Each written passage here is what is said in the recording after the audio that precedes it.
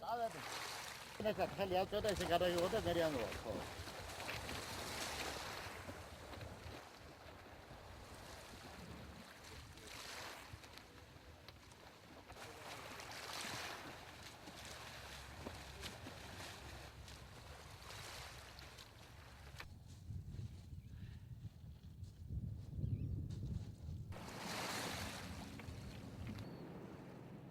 ამ შეჯიბით ვემზადებოდით. დიდი პერიოდი არ ქონდა, მაგრამ მაინც შეიძლება საგვარით მოემზადეთ. ვაპირებთ, რომ კარგ დროში ვიცურავოთ რა, წინა შედეგით გამოვიჯობესოთ.